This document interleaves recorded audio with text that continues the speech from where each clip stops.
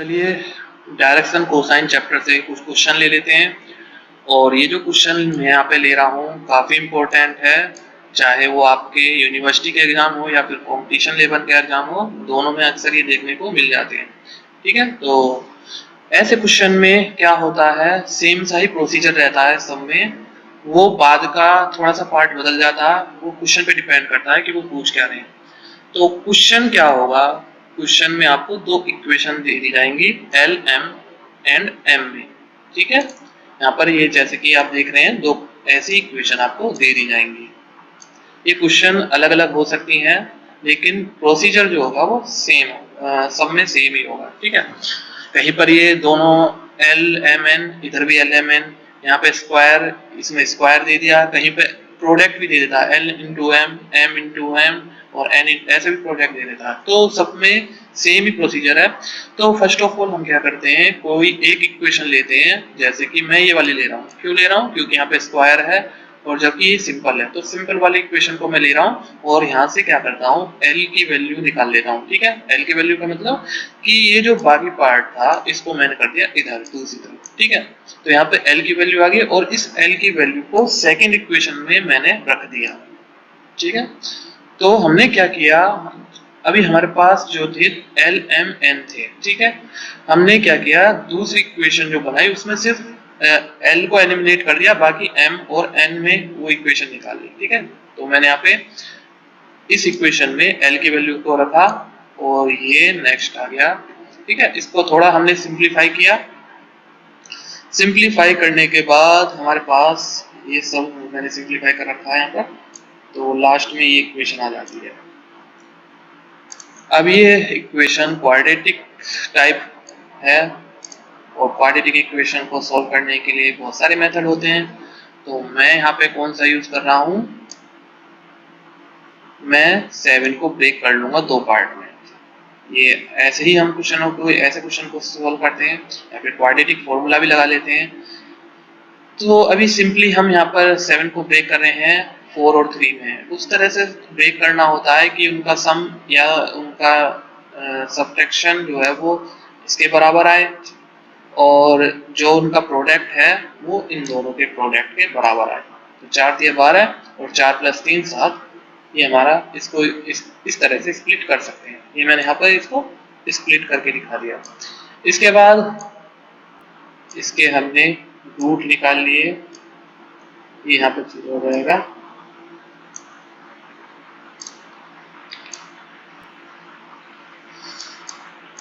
इसके फैक्टर आ गए और 2 फैक्टर आ गए हैं यहाँ पर, और इनको हम क्या करेंगे, अलग अलग लिख लेंगे। पहले को इसको बराबर, इसको 0 के बराबर, फिर इसको 0 के बराबर, ये हमने यहाँ पर और ये हमने। ऐसा करने पर अब हमें क्या निकालना है, m और n के बीच का रेशो। लास्ट में हर क्वेश्चन में यही करना होता है। अब यहाँ पे मैं m और n का रेशो लेके चल रहा हूँ, इधर मैंने m और n का रेशो लिया और इधर भी मैंने m और n का रेशो लिया। क्योंकि 2 फैक्टर थे तो आपको 2 वैल्यू मिलेंगी, और अब ये आपको 2 वैल्यू जो मिल चुकी हैं, इनको क्या करना है, अब क्योंकि m और n में है रिलेशन, जो भी है m और n में, l का तो यहाँ पे कोई पता ही नहीं है, तो l का भी हमें निकालना है। कैसे निकालेंगे, तो मैं दोबारा से फर्स्ट इक्वेशन को ले लेता हूँ और उस फर्स्ट इक्वेशन को डिवाइड कर देता हूँ n से। n से ही क्यों डिवाइड किया, क्योंकि मैं देख रहा हूँ कि हमने जो ऊपर रेशो निकाला वो उसमें डिनोमिनेटर क्या था, n था। ठीक है, अगर आप मान लो ये भी कर देते हो, आप n/m का रेशो निकाल लेते हो, तब आप डिनोमिनेटर क्या लोगे, तब इस इक्वेशन को m से डिवाइड, वो डिपेंड करता है कि आप किस तरह से उसको सॉल्व कर रहे हैं, वो सब उस चीज पे डिपेंड करता है।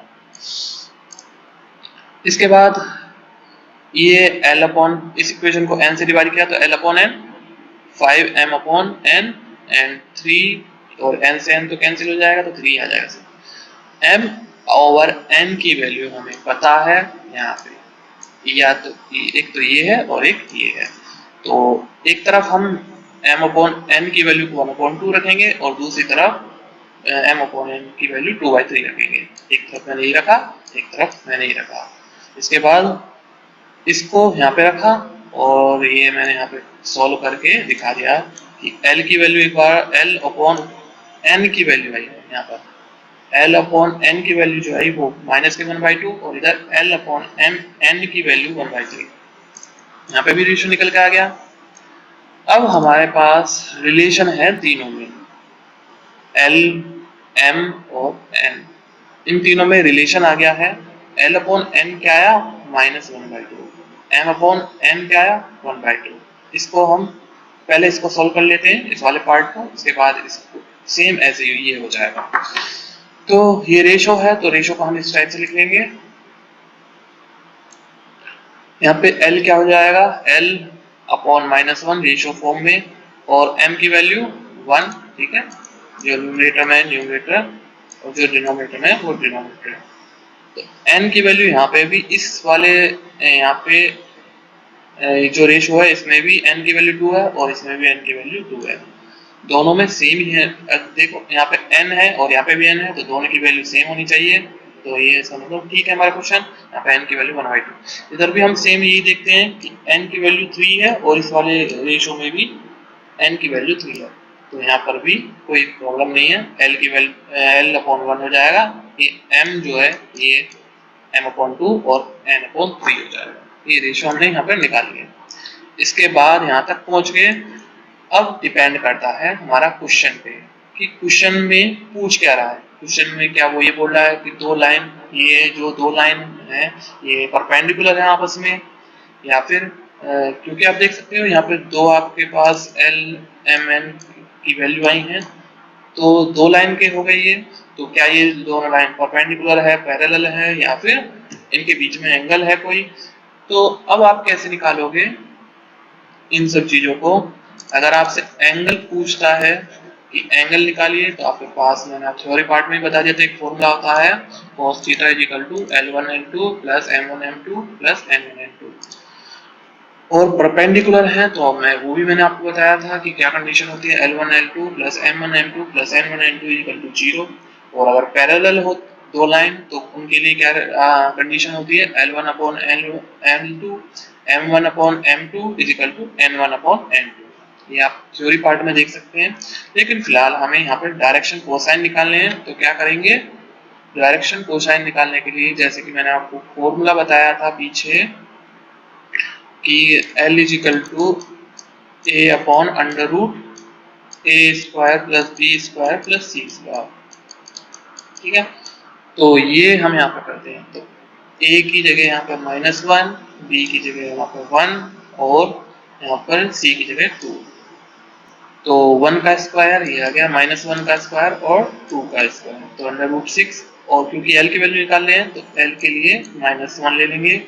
अब तीनों में ये जो अंडर रूट वाला पार्ट है ये सेम रहने वाला है, इसलिए एक बार निकालेंगे, बाकी दो के लिए वही रहेगा, सिर्फ ऊपर की वैल्यू चेंज हो जाएगी। M के लिए निकालेंगे तो M ऊपर 1 हो जाएगा और N के लिए निकालेंगे तो ऊपर आ जाएगा आपका 2। सेम इस तरह से इधर भी कर देंगे हम, तो आपके पास यहाँ पर डायरेक्शन कोसाइन आ जाएंगे, ठीक है। इस क्वेश्चन में डायरेक्शन कोसाइन निकालने के लिए पूछे थे तो वो मैंने निकाल दिया। चलिए नेक्स्ट क्वेश्चन भी देख लेते हैं, बिल्कुल ऐसे ही जैसे पीछे वाला क्वेश्चन किया था इसी टाइप का है ये। यहाँ पर आपको दो रिलेशन दे दिए हैं, काम वही करना है, ठीक है। लेके इसको चलेंगे, जो सिंपल इक्वेशन आपको दिखाई दे रही है वहीं से हम जो है उसको लेके चलते हैं। यहाँ से L की वैल्यू निकालेंगे, दूसरी इक्वेशन में रखेंगे, सब वही काम है जो आपने पीछे देखा था वही, और ऐसे ही सॉल्व करते करते लास्ट में हम पहुंच गए यहाँ पर। अब यहाँ पर होता क्या है, कभी कभी जो आपके यहाँ पर M/N है वो सिंपली नहीं निकाल सकते, मतलब ये यहाँ पर जो क्वाड्रेटिक इक्वेशन मिली है इसके रूट ऐसे ही नहीं निकाल सकते हैं, तो हम यूज करते हैं कौन सा वाला फॉर्मूला, क्वाड्रेटिक फॉर्मूला। क्या होता है वो आपको अच्छी तरह से पता होगा, x = -b + -√b² - 4ac/2a, ये फॉर्मूला आपको पता होगा। अब थोड़ा सा यहाँ पर देख लीजिए कि जब आपके रूट सीधा सीधा ना निकले तब क्या करना है आपको। तो यहाँ पर जैसे कि ये फाइनल हमारे पास इक्वेशन आ गया, अब यहाँ पे कोई हमारे फैक्टराइजेशन मेथड नहीं लगने वाला तो क्या करेंगे, पूरी इक्वेशन को n स्क्वायर से कर देंगे डिवाइड। ऐसा हमने क्यों किया, उसका रीजन देख लीजिए। n स्क्वायर से डिवाइड किया तो यहाँ पर 5/5 m square upon n square, ये वाली टर्म आ गई। ऐसे ही यहाँ पे n स्क्वायर है तो n स्क्वायर नीचे आएगा तो कट जाएंगे, तो -3 ये आ गया। एंड यहाँ पर n स्क्वायर आएगा तो n से एक पावर कट जाएगी तो बचेगा +4/4 m अपॉन n, ये आ गया। यहाँ तक समझ में आ गया होगा आपको। अब नेक्स्ट क्या है कि m अपॉन n को, इसको मान लेते हैं x। क्यों मान लेते हैं, ताकि हम आसानी से अपनी कैलकुलेशन कर पाए, वरना थोड़ा डिफिकल्ट हो जाता है। इसको आसान बनाने के लिए हमने पूरा m अपॉन n को मान लिया x। यहाँ पर मैंने यहाँ पे लिख भी दिया है put m upon n equal to x, और ये जो इक्वेशन थी ये x में स्टैक चलती थी। अब आसानी से आप ये फॉर्मूला यहाँ पे अप्लाई कर सकते हैं। b क्या होता है, जो x का कोएफिशिएंट, a क्या होता है x स्क्वायर का कोएफिशिएंट, और c क्या होता है जो आपका कांस्टेंट है। यहाँ पे ये वैल्यू रखा और आपके पास आ जाएगा ये।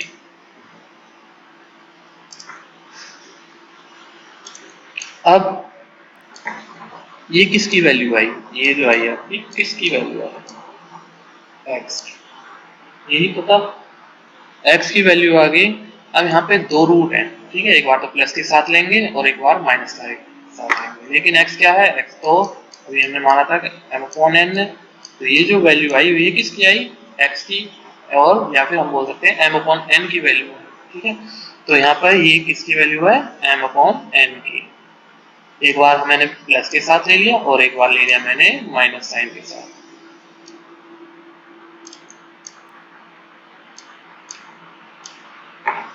इसके बाद फिर वही काम किया हमने।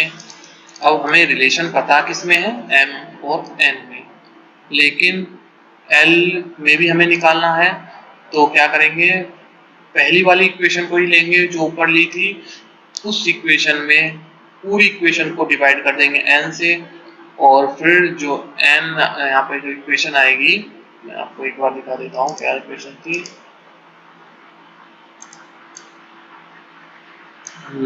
ये वाली जो इक्वेशन थी ये ले सकते हैं या ऊपर वाली भी ले सकते हैं, कोई डिफरेंस नहीं है, ठीक। यहाँ पर मैंने पूरी इक्वेशन को यहाँ पर n से डिवाइड कर दिया तो l अपॉन n ये आ गया, और यहाँ पे माइनस के m अपॉन n, और यहाँ पे n अपॉन n हो जाएगा तो माइनस n हो जाएगा, ठीक है। एक फिर हमने इसमें पहली वाली वैल्यू, ये वाली वैल्यू रख दी m अपॉन n की जगह, ये वाली वैल्यू हमने इसमें रख दी, और इसका सॉल्व करके लास्ट में हमारा जो यहाँ पर बना, लास्ट में हमारा l अपॉन n की जो वैल्यू आई वो ये आई। सिमिलरली इधर भी सेम प्रोसीजर के बाद यही हमारे पास इस तरह से एक इक्वेशन और आ जाएगी l अपॉन n की।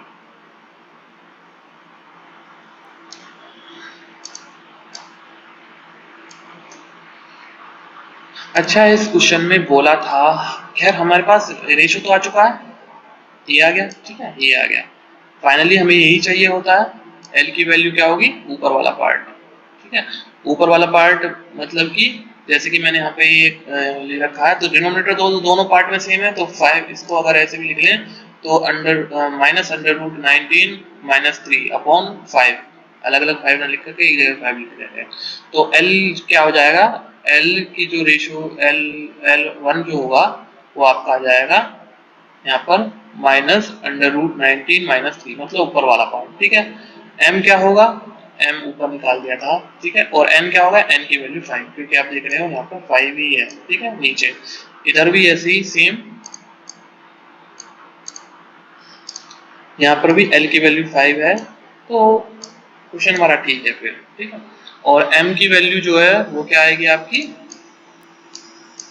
m की वैल्यू यहाँ से ये आ गई, ये वाला पार्ट, ये मैंने यहाँ पर लिख दिया दोनों तरफ। एक तरफ हम प्लस साइन के साथ लेके चले थे, एक बार नेगेटिव साइन के साथ।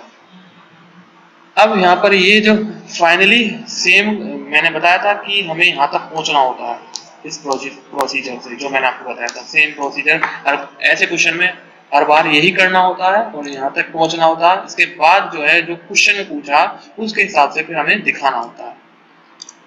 यहाँ पे बोला था कि इस क्वेश्चन में कि ये जो दोनों लाइन होंगी ये क्या होंगी, परपेंडिकुलर। क्या होंगी, परपेंडिकुलर। ये आपको पता होगा क्या है, कंडीशन है परपेंडिकुलर की। यहाँ पे अब जो आपके पास L की, M की और N1 की, L2, M2 और N2 की जो वैल्यू आई हैं अगर आप रखोगे तो वो टोटल मिला के आपको 0 मिलेगा। और LHS इज इक्वल टू इधर हमने रखा और हमें वैल्यू क्या आ गई, 0 आ गई। LHS is equal to RHS। तो आपका क्वेश्चन यहाँ पर हो जाता है ये सॉल्व। तो अब आपको दो क्वेश्चन के बाद अच्छे से समझ में आ गया होगा। आप और क्वेश्चन ले सकते हैं, मैंने नीचे दिए हैं यहाँ पर कुछ क्वेश्चन। इन क्वेश्चनों को लेकर के ये भी काफी इंपॉर्टेंट है, आए हुए क्वेश्चन है, तो इनको भी आप देख सकते हैं। यहाँ पर आप जो है दो इक्वेशन दी गई हैं, ये और ये। इसके बाद सेम वही करना है क्योंकि यहाँ पे L स्क्वायर है, M स्क्वायर है, N स्क्वायर है। तो आप इस वाली इक्वेशन को लेके चलेंगे, ये इक्वल टू 0 है, ध्यान रखना है, इक्वल टू 0। यहाँ से फर्स्ट ऑफ ऑल L की वैल्यू निकालेंगे तो L की वैल्यू क्या आएगी, पूरा इसके उधर ले जाएंगे, ठीक है। और यहाँ पे क्योंकि A मल्टीप्लाई में है तो A डिवाइड में चला जाएगा। इसके बाद इसमें पुट करेंगे, फिर वहां से आपको रूट निकालने हैं, फिर वहां से आपको रिलेशन निकलने मिल जाएगा M अपॉन N में, फिर L अपॉन N में आप रिलेशन निकालोगे। फिर यहाँ पर ये आपको दो क्वेश्चन पूछे कि ये दोनों जो लाइन होंगी ये परपेंडिकुलर होंगी, अगर ये चीज 0 हो जाएगी, ठीक है, ये वाली चीज, और अगर पैरेलल है तो ये वाली चीज 0 हो जाएगी।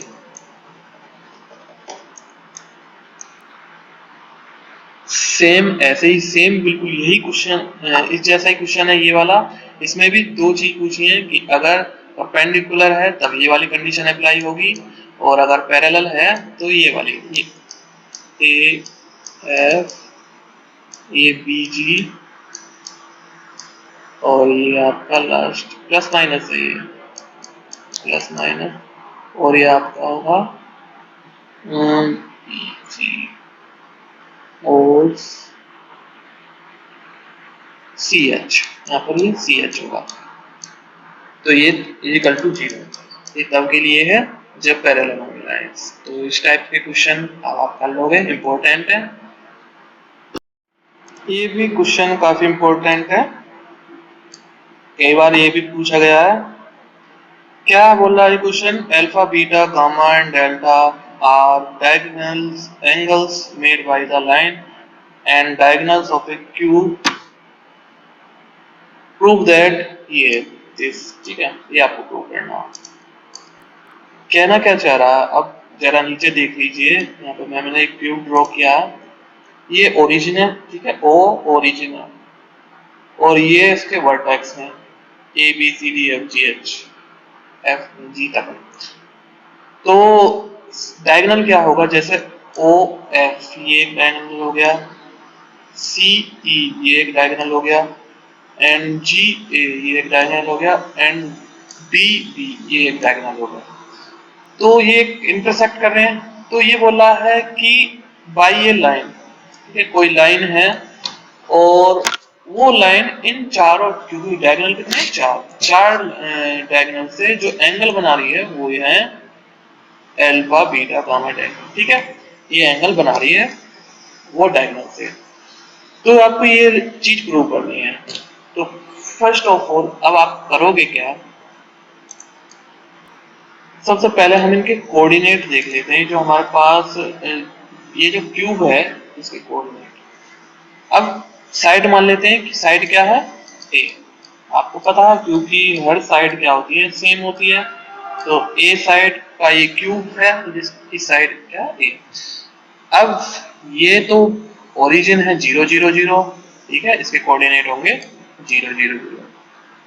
इसके बाद अब एक्स एक्सिस पे चलेंगे, तो जो ए कोऑर्डिनेट होगा ये क्या है, एक्स एक्सिस पे है, तो यहाँ पर जो कोऑर्डिनेट होंगे वो क्या होंगे, A 0 0। अगर वाई एक्सिस की तरफ चलेंगे तो जो सी पॉइंट है इसके कोऑर्डिनेट वाई ये हो जाएगा 0 A 0। ऐसे ही जब जेड कोऑर्डिनेट, इधर ये जेड एक्सिस है, अगर डी के कोऑर्डिनेट निकालोगे तो आएगा 0 0 A। ये आपको समझ में आ गया होगा। इसके बाद अब ये जो है आपका ई पॉइंट किस किस प्लेन में है? अब प्लेन देखिए, ये जो है ई पॉइंट ये आपका एक्स प्लेन में है, एक एक्स और दूसरा जेड प्लेन। तो यहाँ पर x और z के कोऑर्डिनेट आएंगे, बाकी y तो है ही नहीं यहाँ पर, तो y का तो 0 हो जाएगा। ई पॉइंट में क्या होगा? a, y तो 0 और a, ये मैंने आपको बता दिया। ऐसे ही आप b का प्लेन देखेंगे, b का प्लेन क्या है? x और y प्लेन। तो यहाँ पर z कोऑर्डिनेट 0 होगा b पर, ये आपका b, ठीक है। तो z कोऑर्डिनेट यहाँ पर 0 है और बाकी a। ऐसे ही g का जो प्लेन है वो आपका y और z है, तो बाकी x का यहाँ पर क्या हो जाएगा? 0। तो ये आपका g का था, तो g का आपका x तो हो गया 0, बाकी आपके हो जाएंगे a। इसके बाद जो f है ये क्या है? ये स्पेस में है, ठीक है। तो यहाँ पे a, इसके कोऑर्डिनेट क्या हो जाएंगे? a, क्योंकि यहाँ पे x कोऑर्डिनेट भी होगा, y कोऑर्डिनेट और z कोऑर्डिनेट भी होगा। तो ये हमने यहाँ पर पहले तो कोऑर्डिनेट निकालने थे, वो हमने निकाल दिए। इसके बाद अब हम निकालते हैं डायरेक्शन कोसाइन किसके? डायगोनल के। तो सबसे पहले OF की बात करते हैं, OF की बात, ये एक डायगोनल है। अब यहाँ पर मैंने आपको एक चीज बताई थी कि डायरेक्शन रेशियो कैसे निकालते हैं, जो हमारे सिर्फ और सिर्फ लाइन के पॉइंट, जो पॉइंट दे दिए गए हैं। तो यहाँ पर हमें पॉइंट पता है इस लाइन के, तो इसके डायरेक्शन रेशियो कैसे निकालेंगे? ये तो 0 0 0 है और ये A है, तो OF लाइन के जो डायरेक्शन, इसको मैं आपको एक का आपको निकाल के दिखाऊंगा, बाकी के आपको खुद निकालने हैं। और ये 0 0 और 0। तो क्या करते हैं? मैंने आपको बताया था, पॉइंट को माइनस कर देते हैं। a माइनस 0, a माइनस 0, फिर से a माइनस 0 y के लिए, ठीक है, क्योंकि y भी यहाँ पर y जो है कोऑर्डिनेट वो 0 है यहाँ पर, और यहाँ पर z कोऑर्डिनेट क्या है? a है, और यहाँ पर z कोऑर्डिनेट 0। तो हमारे पास a की वैल्यू और b की वैल्यू, ये डायरेक्शन रेशियो है। नीचे वाले जो है ये क्या है? डायरेक्शन रेशियो, ये साइड है, ठीक है, इसमें कंफ्यूज मत होना। ये जो ऊपर लिखा है ये साइड है और ये है डायरेक्शन रेशियो जो हमारे नीचे लिखा है। तो डायरेक्शन रेशियो आ गए। अब डायरेक्शन रेशियो तीनों सेम आए। डायरेक्शन रेशियो क्या आएंगे हमारे इस लाइन के? a और a। अब निकालना हमें डायरेक्शन कोसाइन। क्या निकालने? Direction cosine. तो डायरेक्शन कोसाइन मैंने आपको बताया था क्या होते हैं ये, और बाकी जो होते हैं क्या फॉर्मूला होता है उसका?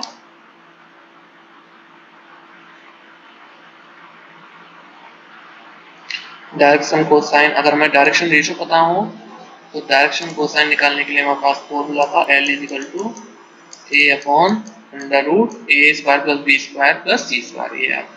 तो L में यहाँ पे a की वैल्यू तो ये आ जाएगी a, और नीचे क्या आ जाएगा आपका? a square plus a square plus a square, क्योंकि तीनों सेम है a b c, और ये आपका आएगा a upon under root 3a square, और ये a स्क्वायर अंडर रूट से बाहर आएगा तो बचेगा आपका इस तरह से, अंडर रूट 3 बचेगा, a से कैंसिल, और आपका जो आया वो आया अंडर रूट 3। तो ये किसकी वैल्यू आई? L की। L की वैल्यू क्या आई? 1/3, 1/√3। L की वैल्यू यहाँ पर 1/√3 आई। अब आपको ऐसे ही m की वैल्यू निकालनी है। यहाँ पर m की वैल्यू भी a ऐसे ही आ जाएगा, क्योंकि यहाँ पर सारे के सारे क्या थे? a थे, और n की वैल्यू ये भी आ जाएगी। l की थी m n। इसके बाद ये एक डायगोनल के आ गए। अब हम निकालते हैं CE के। अब ये CE, C और E,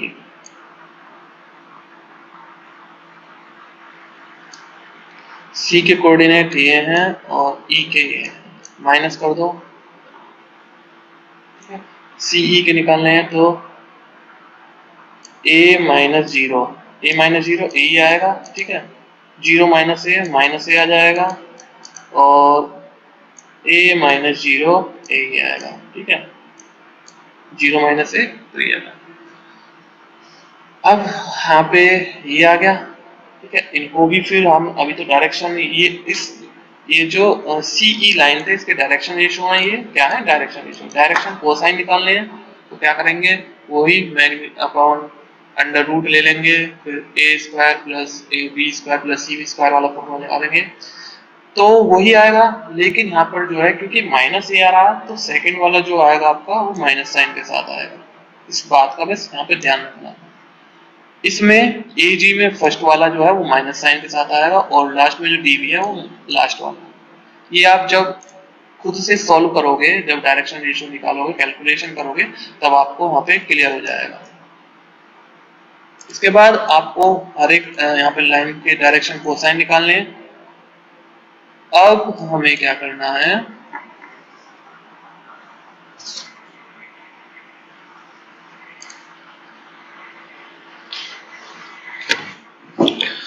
हाँ, तो जो लाइन थी, जो ये बोल रहे थे कि लाइन वो डायगोनल को कट कर रही है, ये जो हमने अभी डायगोनल निकाले हैं चार, इन डायगोनल को एक लाइन कट कर रही है alpha beta gamma delta angle पे। तो वो लाइन जो थी उसके डायरेक्शन कोसाइन मान लेते हैं एल एम एन, ये समझ लीजिए जरा।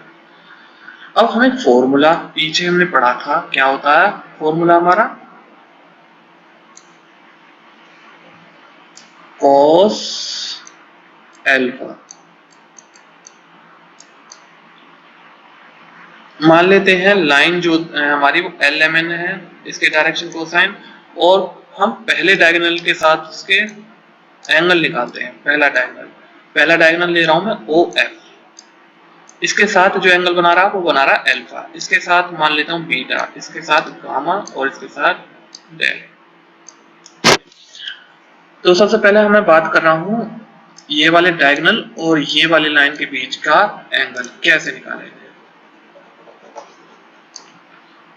तो एंगल होगा हमारा cos एल्फा, इसके डायरेक्शन जो आपके कोसाइन है वो आपको गिवन है यहाँ पर। फॉर्मूला क्या होता है, फॉर्मूला एक तो वो होता है जो मैंने आपको बताया था L1 into L2 plus M1 into N2 plus N1 into N2, एक होता है आपका A1 A2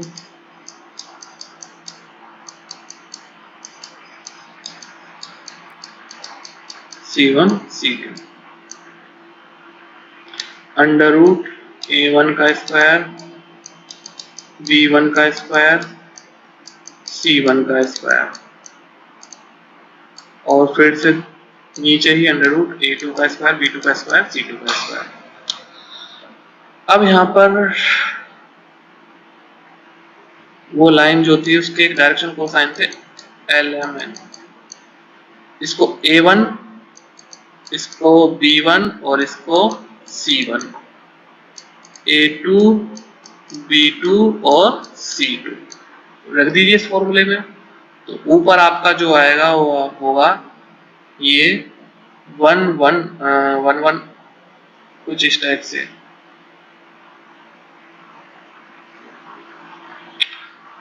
1/√3L plus 1/√3M plus 1/√3N, ठीक है। ये आपका ऊपर वाला पार्ट आ जाएगा, मतलब कि ये वाला पार्ट। अब नीचे वाला जो अंडर रूट वाला उसमें क्या होगा, L सबसे पहले इसे ही ले लेते हैं, ठीक है, इनका स्क्वायर, तो इसका स्क्वायर करेंगे तो ये अंडर रूट हट जाएगा, तो 1/3 प्लस 1/3 और प्लस 1/3, ठीक है, ये आ जाएगा। फिर दूसरे अंडर रूट में क्या आएगा, इनटू में दूसरा जो अंडर रूट होगा उसमें इसके L square plus M square plus N square. इसके बाद अगर आप देखो तो क्या है यहाँ पर, ये तो सब 1 बन जाना है, ठीक है, क्योंकि डिनोमिनेटर सेम है 3 और ऊपर 1 + 1 + 1 तो वो भी 3 आ जाएगा, 3/3, तो ये आपका पूरा क्या बन गया 1।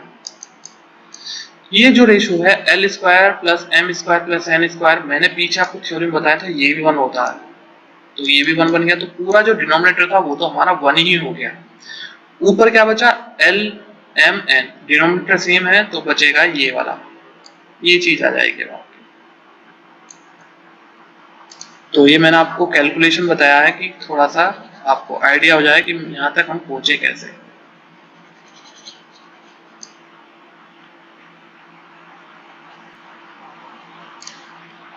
तो ये हमारा यहाँ पर आ गया। अब हम सेकंड में सिमिलरली करके बोल सकते हैं, ठीक है। सेकंड वाले में हम क्या करेंगे, बस जहां पर आपका माइनस साइन आ रहा है वहां पर आप माइनस लगा देंगे। कॉस बीटा, अच्छा है, मैंने यहाँ पे बीच में आ रहा है तो इसको कॉस बीटा को यहाँ पे माइनस कर लेना, ठीक है, और ये सब प्लस, क्योंकि बीच में आ रहा है तो m की वैल्यू आप देख रहे हो नेगेटिव है तो यहाँ पे नेगेटिव रख लेना। और यहाँ पर फर्स्ट वैल्यू आपकी cos गामा, यहाँ पर आप इसको माइनस कर लेना, इसको प्लस कर लेना, और बाकी थर्ड वाला आपका ठीक है, क्योंकि आप देख रहे हो यहाँ पे L की वैल्यू नेगेटिव है तो यहाँ पे L की वैल्यू को भी नेगेटिव लेना, बाकी सब सेम रहेगा।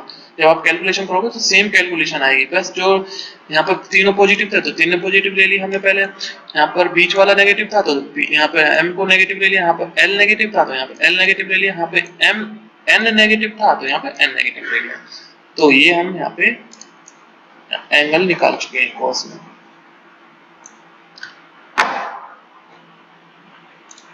इसके बाद अब क्या करते हैं, क्योंकि क्वेश्चन में देखा होगा आपने ऊपर कि cos square alpha plus sign plus cos square beta plus cos square gamma plus cos square delta ऐसा कुछ दे रखा, तो हम क्या करेंगे, ये जो चार इक्वेशन यहाँ पर मिली 1 2 3 4, इन चारों का स्क्वायर कर देंगे, आपस में एडिशन कर देंगे। चारों को मैंने स्क्वायर करा और इनको ऐड कर दिया, ठीक है। इसके बाद हम थोड़ा सा सिंप्लीफाई कर लेंगे, यहाँ पे थोड़ा सा कैलकुलेशन होगी, आप खुद कर लेना कैलकुलेशन। आप क्या करोगे, यहाँ पर ये जो स्क्वायर है इसको खोल लोगे, L² + M² + N² + 2mn 2lm 2ln, तो ये कर लेंगे। और यहाँ पे माइनस साइन है, ये भी स्क्वायर है तो यहाँ पे माइनस साइन है, इसका ध्यान रखना। और लास्ट में आपको जो ये, ठीक है, ये मिल जाएगा कि L² + M² + N² ये आपका 1 होता है, तो सिंपली आपको जो है लास्ट में 4/3 आपका आंसर आ जाएगा।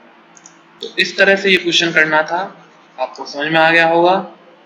अब नेक्स्ट यहाँ पे मैं क्वेश्चन आपको दे रहा हूँ कुछ करने के लिए, ये आपको खुद करने हैं। L + M + N, और ये आपको दो इक्वेशन दी गई हैं और इनके बीच का जो बोल रहा एंगल जो है वो π/3 आना चाहिए, ठीक है।